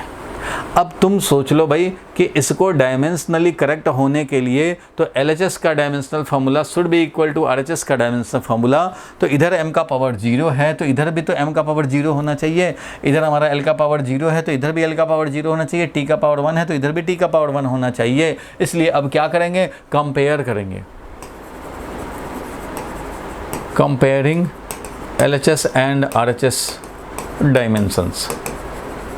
डायमेंशंस को कंपेयर करें, मीन्स पावर्स को कंपेयर करें। तो m का पावर जो है इधर हमारा m का पावर y है, तो y इज इक्वल टू 0 मिला एक इक्वेशन।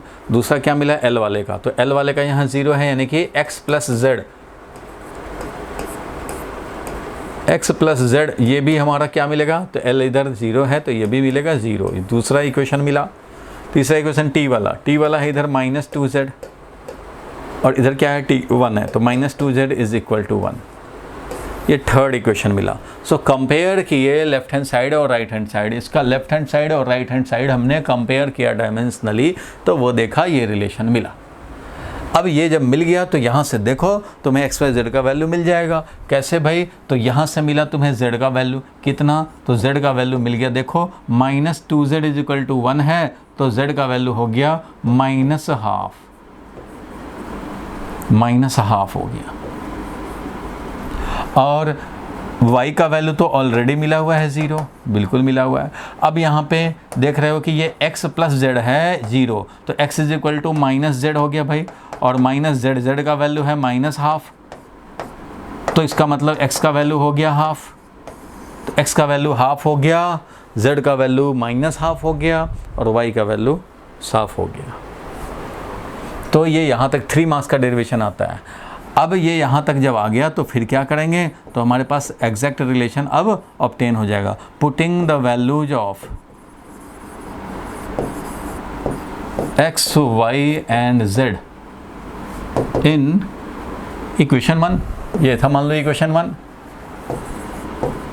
इक्वेशन 1 में रखेंगे तो हमें मिल जाएगा time period is equal to k, रखेंगे L का पावर x, L का पावर x बोले तो हाफ, m का पावर y, m बोले तो यहाँ पे m का पावर हो गया y मीन्स 0, और g का पावर z, g और z बोले तो हमारा -हाफ। इस तरह से क्या मिल गया भाई, तो मिल गया k, L का पावर हाफ, g का पावर -हाफ मतलब L का पावर हाफ है, और g का पावर -हाफ मतलब डिनोमिनेटर में g का पावर हाफ, इसलिए ये बन गया k √L/g।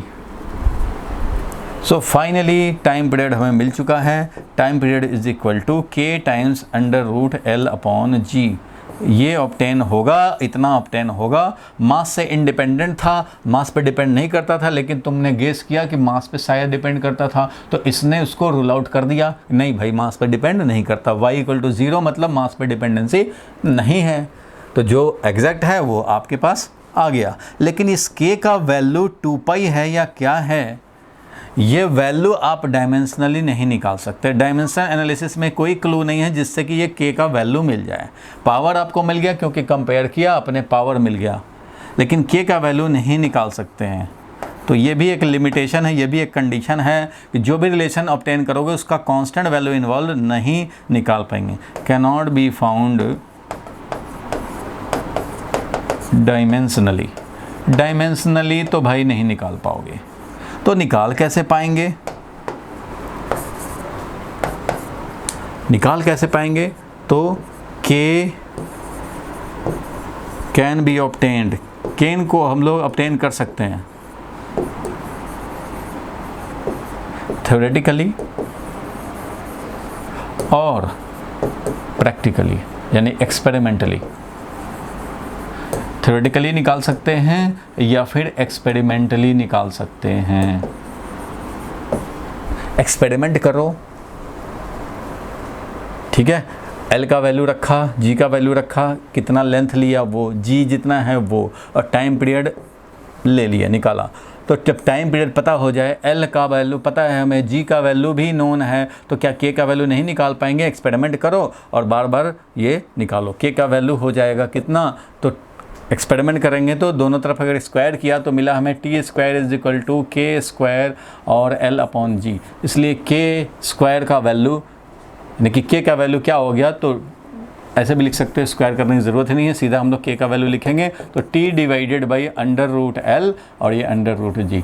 तो भाई जो टाइम पीरियड तुमने एक्सपेरिमेंट से निकाला वो वैल्यू रखो, G का वैल्यू 9.81 रखो, लेंथ का वैल्यू रख दो जो भी लेंथ है पेंडुलम का, तो इससे तुम्हें K का वैल्यू मिलेगा। एक बार रीडिंग लिया 6.12 आया, दूसरी बार रीडिंग लिया 6.26 आया K का वैल्यू, तीसरी बार रीडिंग लिया, फिर लेंथ मेजर किया, G रखा, टाइम पीरियड मेजर करके रखा, ये आया 6.32, फिर आया 6.35, फिर आया 6.18।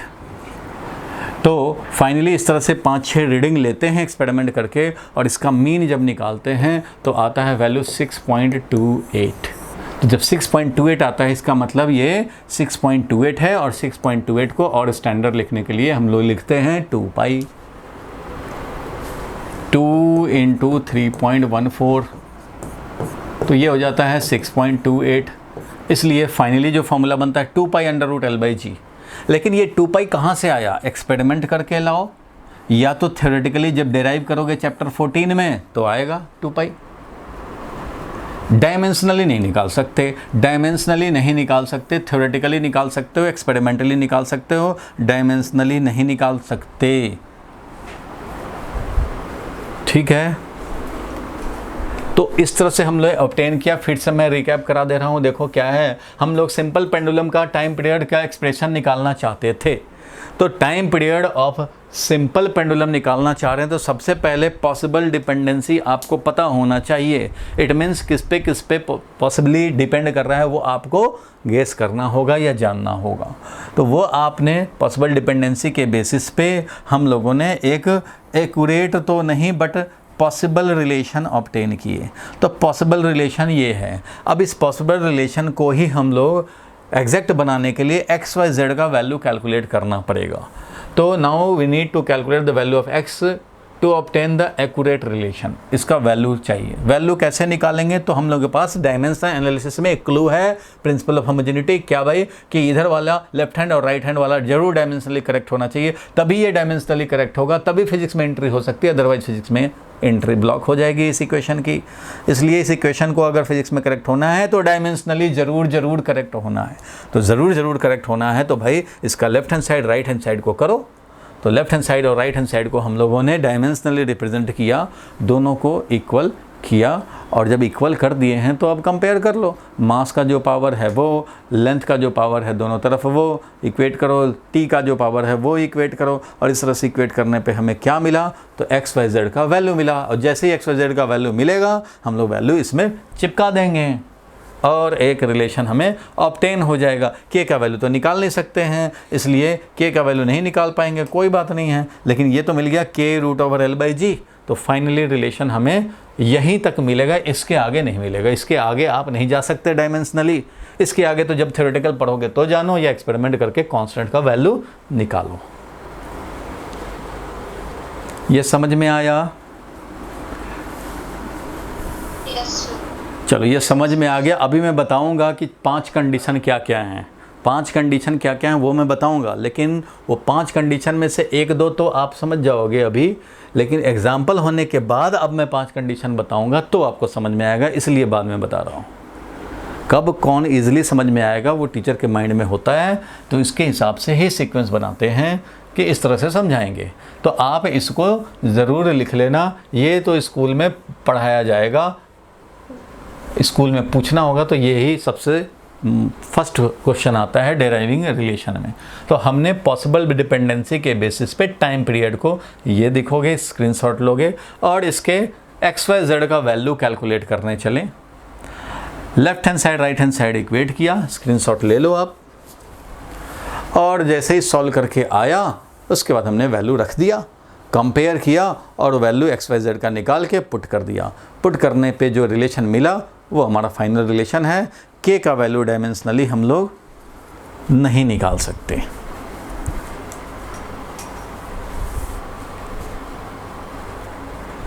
तो चलो ये समझ गए।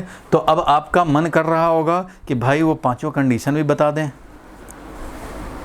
जो 5 कंडीशन थे वो बता दें, आखिर क्या क्या ध्यान रखने पड़ेंगे, कौन कौन से रिलेशन ऑब्टेन कर सकते हैं। तो मैंने कुछ तो तुम्हें हिंट दिया अभी कि सबसे पहली बात तो ये कि जो भी रिलेशन आप निकालना चाहते हो वो अलजेब्रिक फंक्शन होना चाहिए। अलजेब्रिक फंक्शन मतलब सिंपल पावर ओवर, और वो भी प्रोडक्ट टाइप होना चाहिए। मीन्स आप F is equal to ma कर सकते हो derive, mass into acceleration product type है। Kinetic energy is equal to half mv², ये भी आप डेराइव कर सकते हो, लेकिन आपको जो डेराइव करके रिजल्ट आएगा वो आएगा kinetic energy is equal to kmv²। अब k का वैल्यू हाफ है कि क्या है वो आपको एक्सपेरिमेंटली निकालना होगा या थ्योरेटिकली निकालना होगा। kmv² तक ही आएगा, तो ये कैलकुलेट हो सकता है। ठीक है, और क्या क्या हो सकता है भाई? तो और हम लोगों का निकाल सकते हैं, हम लोग काइनेटिक एनर्जी निकाल लिया। पोटेंशियल एनर्जी निकालना चाहते हो ये भी मिल सकता है हमें, mgh है भाई, प्रोडक्ट टाइप है, निकल जाएगा। देखो भाई, अब डिस्प्लेसमेंट सिंपल पेंडुलम का होता है displacement, x is equal to a sin omega t plus phi. चलो a sin ओमेगा t होता है, ये भी रिलेशन आप ऑब्टेन नहीं कर सकते। क्यों? क्योंकि इसमें स्पेशल फंक्शन साइन आ गया। आप डायमेंशनल एनालिसिस करके आप ये पता नहीं लगा सकते कि कहाँ साइन होगा, कहाँ कॉस होगा, ये थोड़ी हमें पता लगेगा। इस रिलेशन को आप चेक कर सकते हो, कैन बी चेक्ड डायमेंशनली। इसको डायमेंशनली हम लोग चेक जरूर कर सकते हैं कि डायमेंशनली करेक्ट है या नहीं, चेकिंग कर सकते हैं, but can not be derived. इसको डेराइव नहीं कर सकते डायमेंशनली, क्योंकि डेरिवेशन में क्या होता है, प्रोडक्ट टाइप होता है, एक LHS एक RHS, और हमने कंपेयर करके निकाल लेंगे। साइन कॉस का थोड़ी में इंफॉर्मेशन मिलेगा हमें, तो भाई m का पावर, l का पावर और t का पावर मिलता है, वो इक्वेट करके XYZ का वैल्यू मिलता है। इसमें साइन कॉस कहाँ है कहाँ नहीं वो नहीं पता लगेगा, तो can not be derived dimensionally. क्यों नहीं डेराइव हो पा रहा है भाई ये? क्योंकि ये स्पेशल फंक्शन कंटेन किया हुआ है। स्पेशल फंक्शन क्या भाई? तो साइन फंक्शन है, कॉस फंक्शन है। तो इसलिए जो भी रिलेशन आप ऑब्टेन करना चाहते हो इसमें कोई sine function, cos function, tan, cot ये सब नहीं होना चाहिए। कोई भी ट्रिगोनोमेट्रिक फंक्शन नहीं होना चाहिए, कोई भी एक्सपोनेंशियल फंक्शन नहीं होना चाहिए, कोई भी लॉग वाला फंक्शन नहीं होना चाहिए, कोई भी स्पेशल मैथमेटिकल फंक्शन नहीं होना चाहिए। सिंपल अलजेब्रिक फंक्शन, वो भी product type. v equal to u plus AT है तो अलजेब्रिक, बट यहाँ प्लस आ गया, नहीं कर पाएंगे, नहीं obtain. s is equal to UT plus half square, नहीं कर पाएंगे। कोई भी कैनोमेटिकल इक्वेशन में प्लस आ जाता है, माइनस आ जाता है, नहीं कर पाएंगे।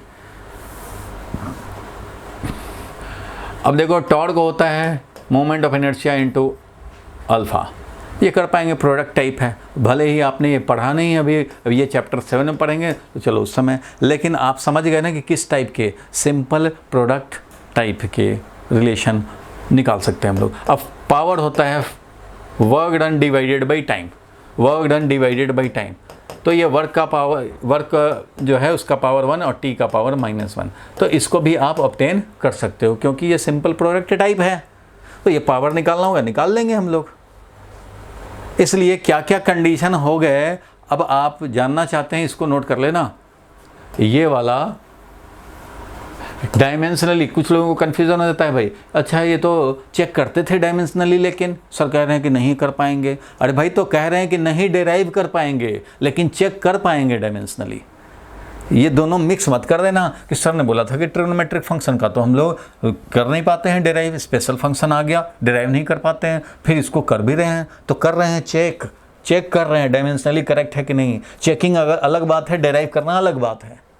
चेक तो किसी भी इक्वेशन को कर सकते हैं कि LHS RHS है कि नहीं डायमेंशनली सेम, तो चेकिंग कर सकते हैं। बट हमारा डेराइव करने की बात है, तो डेराइव करने के लिए तुम्हें क्या करना होगा, तो डेराइव करने के लिए कोई स्पेशल मैथमेटिकल फंक्शन नहीं होना चाहिए।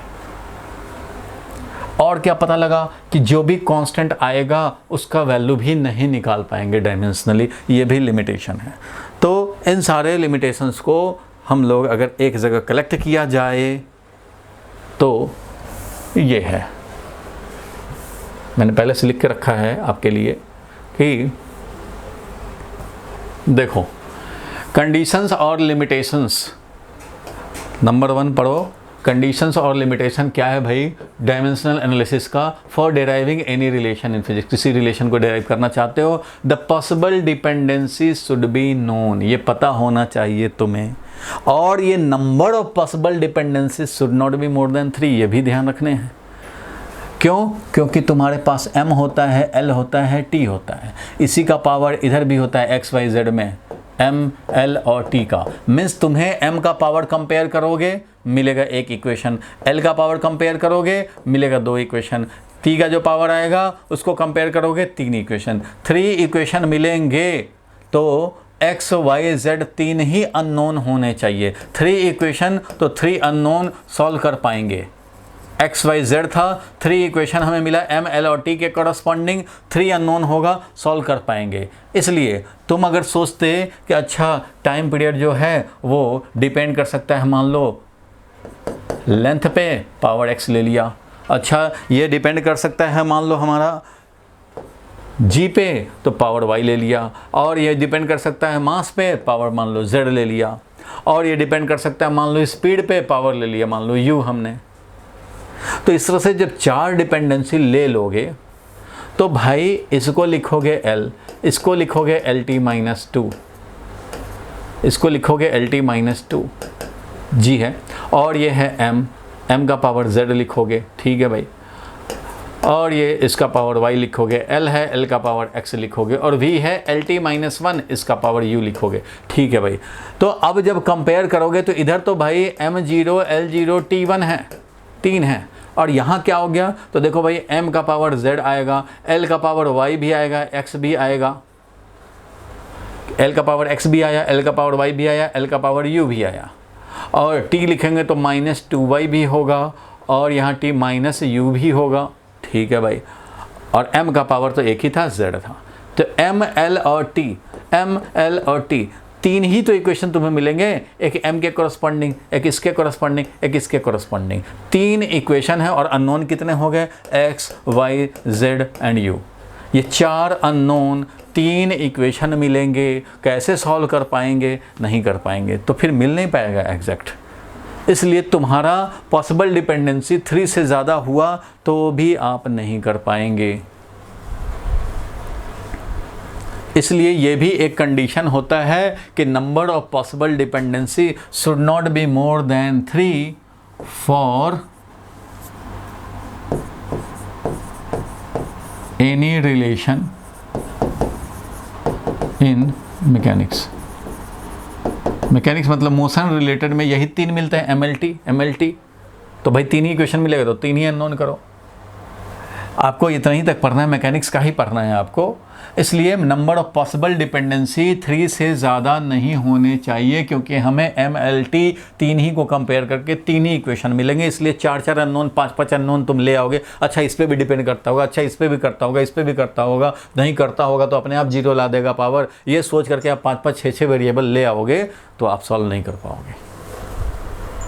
सो it should not be more than 3। Third condition क्या भाई, the relation to be derived must be simple algebraic function in product type. For example F is equal to MA, kinetic energy half mv², ये सब निकाल सकते हैं, potential energy mgh, ये सब कर सकते हैं, निकाल सकते हैं भाई,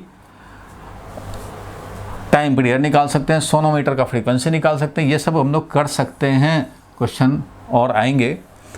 और फोर्थ कंडीशन क्या हुआ भाई, the relation to be derived must not contain any special mathematical function, कोई स्पेशल मैथमेटिकल फंक्शन नहीं कंटेन करना चाहिए, ट्रिग्नोमेट्रिक फंक्शन नहीं कंटेन करना चाहिए, एक्सपोनेंशियल फंक्शन नहीं कंटेन करना चाहिए, लॉग फंक्शन नहीं करना चाहिए, इन्वर्स ट्रिग्नोमेट्रिक फंक्शन नहीं करना चाहिए। तो ये सारे जो भी स्पेशल फंक्शन आएंगे वो नहीं होना चाहिए।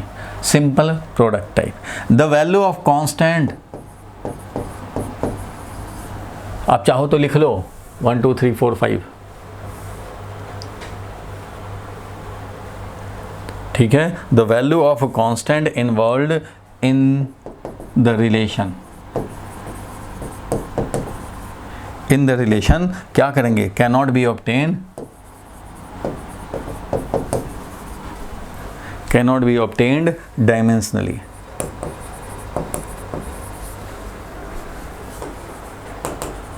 इसको डायमेंशनली तो भाई नहीं हम लोग ऑब्टेन कर पाएंगे, बट कैन बी फाउंड, कैसे, एक्सपेरिमेंटली ऑब्लिक थ्योरेटिकली।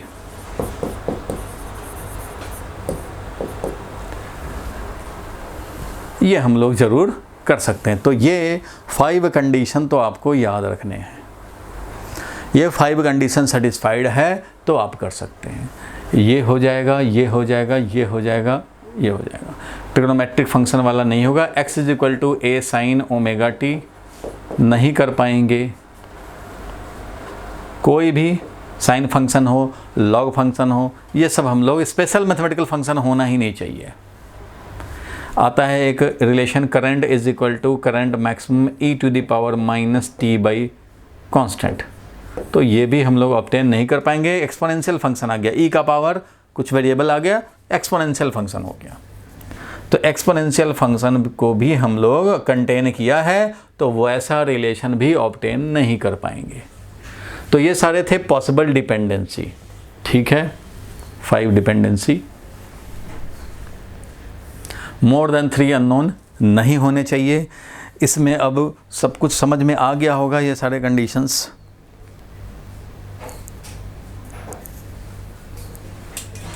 एक और ऑब्टेन कर दें, एक और रिलेशन ऑब्टेन कर दूं, एक और डिराइव कर लेते हैं, बोलो भाई। Yes sir. एक और कर देते हैं और उसके बाद आज का वीडियो तो मैं भेज दूंगा, और आज के वीडियो के साथ एक और वीडियो भेजूंगा जिसमें कुछ और क्वेश्चन प्रैक्टिस कराए थे पिछले बैच में, तो वो भी दे दूंगा। क्योंकि आपका ये बैकअप क्लास में ले रहा हूँ अभी, मतलब क्योंकि अब एरर एनालिसिस बच गया। उसके बाद ना हम लोग एरर एनालिसिस भी करना है, तो मैं कल संडे है, कल एरर एनालिसिस शुरू करूँगा। क्योंकि यूज़ 3 तक हमने करा दिया, अब आपको इसको और प्रैक्टिस करने हैं, तो प्रैक्टिस करने का तो कोई लिमिटेशन नहीं है। आप 2-4 क्वेश्चन से भी समझ सकते हो, और आप चाहो तो 10 क्वेश्चन भी कर सकते हो। तो मैंने एक और वीडियो आपको भेजना है, आज के वीडियो के साथ साथ एक और मैं सप्लीमेंट कर दूंगा वीडियो, उसको भी देख लेना मोर प्रैक्टिस के लिए बस, या और ज़्यादा प्रैक्टिस हो जाए, थोड़ा कॉन्फिडेंस और बढ़ जाएगा। चलो भाई, मैं इसको हटा रहा हूँ।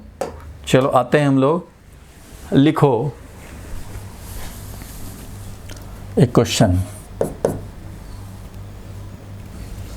चलो सिंपल ले लेते हैं। काइनेटिक एनर्जी का एक्सप्रेशन हमें निकालना है।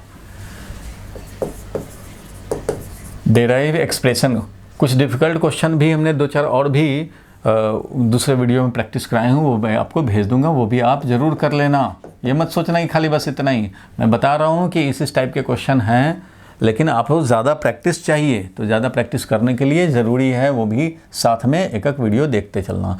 तो डेराइव एक्सप्रेशन और एरर एनालिसिस में आपको मैं कोई एक्स्ट्रा वीडियो नहीं भेजूंगा, क्योंकि वो मैं और ज़्यादा डिटेल में कराऊंगा, उसका तो मेरे पास वीडियो है नहीं तो उसको थोड़ा डिटेल में आपको कराता चलूँगा, और सिर्फ क्लास का ही रिकॉर्डिंग का वीडियो भेजूँगा। तो derive expression for kinetic energy of a moving body, kinetic energy का हमें एक्सप्रेशन निकालने हैं डायमेंशनली।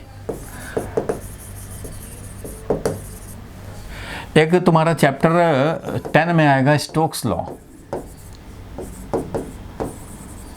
एक स्टोक्स लॉ होता है फोर्स =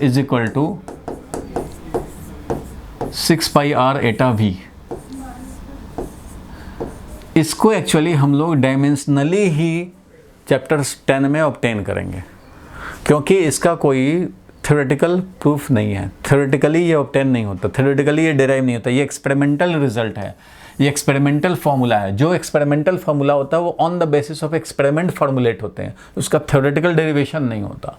तो वैसा ही एक फार्मूला ये है, तो इसका थ्योरेटिकल डेरिवेशन नहीं देखेंगे तो जो आपके सिलेबस में है वो है इसका डायमेंशनल डेरिवेशन।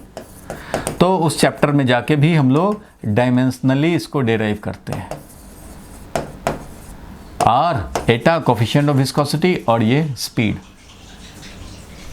तो खैर कोई बात नहीं है, तो ये हम लोग ऑब्टेन करते हैं, वो आएगा चैप्टर 10 में, वो करेंगे उस समय। फिलहाल के लिए काइनेटिक एनर्जी, तो काइनेटिक एनर्जी में डिपेंड ऑन, गेस करें किस पे डिपेंड करता होगा भाई? तो हमने पढ़ा था 6th क्लास में, क्या? अरे मास जैसा था। अच्छा, तो मास पे डिपेंडेंसी है, तो ले लो भाई मास पे डिपेंडेंसी, पावर x में या a में या b में या c में, कुछ भी ले ले, p q r कोई ले लेता है, कोई ABC ले लेता है, कोई XYZ ले लेता है। तो ABC इसलिए नहीं लेता हूँ कि A से एक्सेलरेशन ना समझ लो, तो ये तो सब कांस्टेंट है, इसलिए XYZ कर देता हूँ। मास का पावर x, और किस पे डिपेंड करता होगा? तो शायद v पे डिपेंड करता था। अच्छा भाई, और किस पे डिपेंड करता था भाई काइनेटिक एनर्जी? और किस पे डिपेंड करता हो सकता है? हाइट पे डिपेंड करता हो या एक्सेलरेशन पे डिपेंड, कोई भी ले सकते हो। मान लो एक्सेलरेशन पे डिपेंड करता है, तो ठीक है भाई z।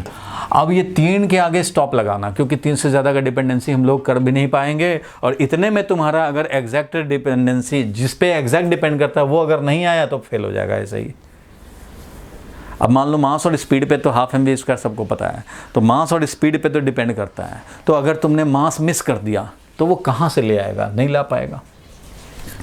इसलिए मास और स्पीड जिस पे एग्जैक्ट डिपेंडेंसी, वो तो तुम्हारे गेसिंग में आना ही चाहिए, उसके अलावा एक्स्ट्रा आ जाए, और सब मिला करके 3 से ज़्यादा ना हो। अगर 3 से ज़्यादा होता है ना 4, तो भी एक तरीका होता है डेराइव करने का, लेकिन उसमें भी 3 ही बना देते हैं। जैसे मान लो हमें ये पता हो कि m और, या फिर m और मान लो a, इसका सेम पावर होता है। अगर पता हो कि इन दोनों का पावर सेम होता है, तो इसको एक क्वांटिटी बना लेते हैं। नहीं समझे? मान लो दूसरा कभी आएगा, ये भी एक और आता है चैप्टर 10 में रिलेशन, तो वो होता है वॉल्यूम ट्रांसफ़र का रेट, पाइप के थ्रू वॉल्यूम कितना ट्रांसफ़र हो रहा है पर यूनिट टाइम। तो वो होता है प्रेशर का डिफरेंस पाई आर का पावर 4 अपॉन एटा इंटू एल। यहाँ पे क्या हो जाता है, 4 वेरिएबल हो जाते हैं। वॉल्यूम ट्रांसफ़र का रेट सुन लो, बस याद आ रहा है जो मैं बताता जा रहा हूँ, ये भी आएगा चैप्टर 10 में, और इसको भी सिर्फ डायमेंशनली ही डिराइव करना है तुम्हें। इसको बोलते हैं पॉस्सेल्यूज लॉ, आएगा चैप्टर 10 में। वो क्या है? प्रेशर का difference, delta p means pressure का difference per unit length, eta coefficient of viscosity, और रेडियस ऑफ द पाइप।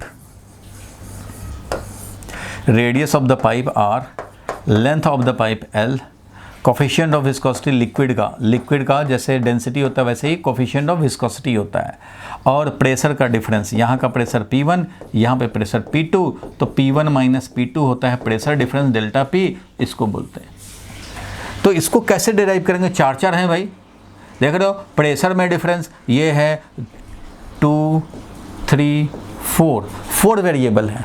तो इसको क्या करते हैं हम लोग, प्रेशर अपॉन लेंथ दोनों का पावर 1 रहता है, इसको बना देते हैं एक वेरिएबल, इसको बनाते हैं एक वेरिएबल, और इसका नाम देते हैं भाई प्रेशर ग्रेडियंट। तो अभी ग्रेडियंट आपने नाम, मैथमेटिकल नेम है, सुना नहीं है, जब आएगा तो धीरे धीरे आप समझ जाओगे, तब तक माइंड ग्रो कर जाएगा। तो ये क्या किया हमने भाई, तो इन दोनों को क्लब कर दिया, प्रेशर अपॉन लेंथ को क्लब कर दिया, ये एक वेरिएबल हो गया। अब इस पे पावर x आएगा तो इस पे पावर खुद ही x आ जाएगा, मतलब ये दोनों एक बन गए। तो ऐसे कंडीशन में हम लोग जो निकालेंगे वो ऐसे समझेंगे कि प्रेशर अपॉन लेंथ का पावर x, और r का पावर y, और एटा का पावर z, इस तरह से हम लोग कंपेयर करेंगे। तो 3 ही अल्टीमेटली बनाया, अल्टीमेटली बना 3 ही, 4 को हमने रिड्यूस कर दिया 3 में। तो एक पता होना चाहिए कि इसका पावर और इसका पावर सेम होगा। जब भी 2 पावर का, मान लो m और a का पावर सेम होना है, तो ले लेंगे, दोनों का क्लब करके ले लिया x पावर। वैसे करके कर सकते हैं 4, ऐसे आप 4 नहीं कर सकते, इस तरह से 4 ले नहीं सकते, x y z ही रखने पड़ेंगे। ये बात क्लियर हुआ तुम्हें बच्चों? अगर ये इस तरह का आएगा 4 वाला, तो आप करने को ट्राई कर सकते हो, लेकिन इसमें एक क्लू पता होना चाहिए कि किसी 2 का पावर सेम रहे, वो हमें पता होना चाहिए, तभी ऐसा हो सकता है, नहीं तो नहीं होगा। तो ये मत सोच लेना कि 4 वाला होगा तो हम कर ही नहीं सकते ऐसे, लेकिन 4 नहीं ले सकते ऐसे, तो 3 ही लेने पड़ेंगे।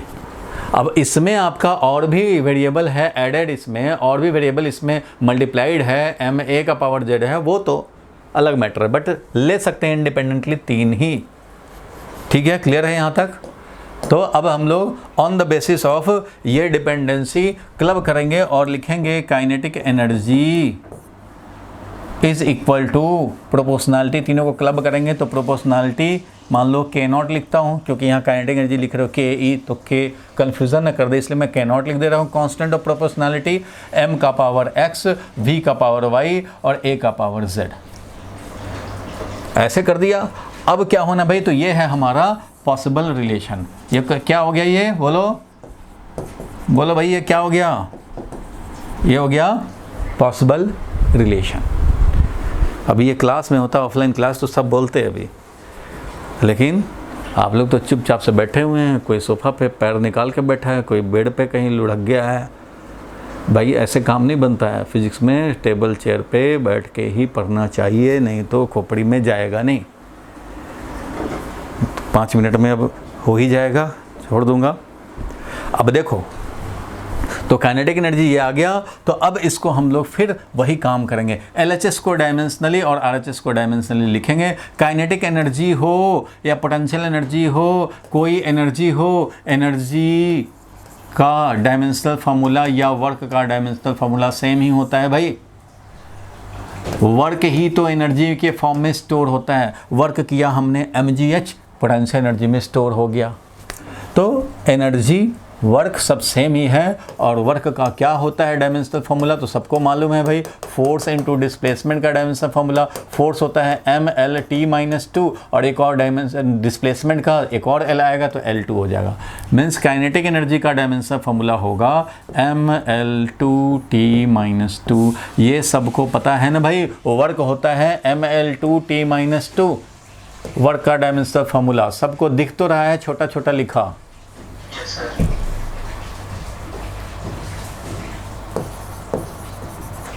वर्क का डायमेंशनल फार्मूला। अब तो लाइट का रिफ्लेक्शन नहीं आ रहा, मैंने तो लाइट का पोजीशन चेंज करवा दिया था, लाइट का कोई, ठीक है चलो। अब जरा देखें हम लोग, तो ये लिख दिया हमने काइनेटिक एनर्जी वाले का, इधर लिखेंगे तो ये तो भाई रियल नंबर कांस्टेंट है, छोड़ दिया। मास लिखेंगे m का power x, velocity lt-1, power कितना y, एक्सेलरेशन lt-2, पावर कितना z। ठीक है, तो अब जरा दोनों तरफ हम लोग सॉल्व करें, तो m का पावर 1 है, l का पावर 2 है, t का पावर -2 है लेफ्ट हैंड साइड पे। राइट हैंड साइड पे क्या है भाई, m का पावर, तो x और कहीं है m नहीं है, तो m का पावर x ही रह गया। l का, l इधर नहीं है, इधर है, इधर है, l का पावर हो गया y, l का पावर हो गया इधर z, तो y प्लस z,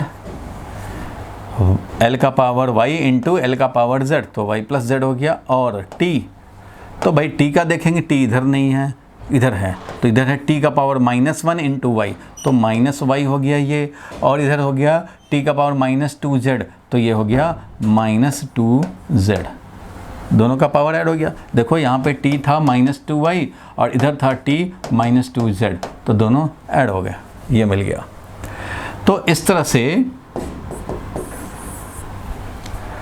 अब यहाँ पे देखो, अब हम लोग क्या करेंगे, कंपेयर करेंगे। अब तो आ चुका, तो comparing the dimensions, dimensions means powers, dimensions को कंपेयर करेंगे LHS एंड RHS से। तो इस कंडीशन में क्या मिलेगा, तो x जो m का पावर है, इधर m का पावर 1 है, मिल गया, और y प्लस z जो l का पावर है, y प्लस z वो हमें क्या मिल गया भाई, तो l का पावर 2 है, तो यहाँ 2 मिल जाएगा। चलो एक ये रिलेशन, एक ये रिलेशन, तीसरा रिलेशन क्या मिलेगा, तो t का पावर -y -2z है, और ये वैल्यू क्या मिला भाई, तो ये वैल्यू मिला है -2।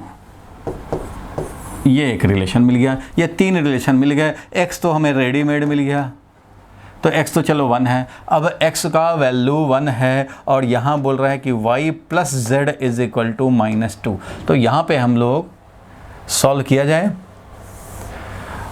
y प्लस z -2 है और इधर हमारा ये क्या आ गया, तो सबका माइनस माइनस को गायब करो और ये हो गया y plus 2z is equal to 2,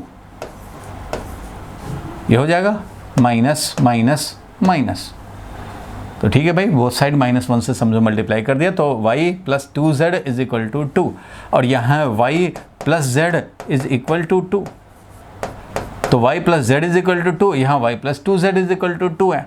तो क्या करें, सब्ट्रैक्ट कर दें, तो इसमें से इसको सब्ट्रैक्ट कर दोगे तो -y - z = -2 ऐसा हो जाएगा। सब्ट्रैक्ट कर दिया हमने, इसमें से इसको सब्ट्रैक्ट कर दिया तो क्या मिल जाएगा, y कैंसिल हो जाएगा और ये मिल जाएगा z = कितना भाई, तो इन दोनों को ऐड किया तो ये मिल गया 0। तो z का वैल्यू आया 0, z का वैल्यू आ गया 0।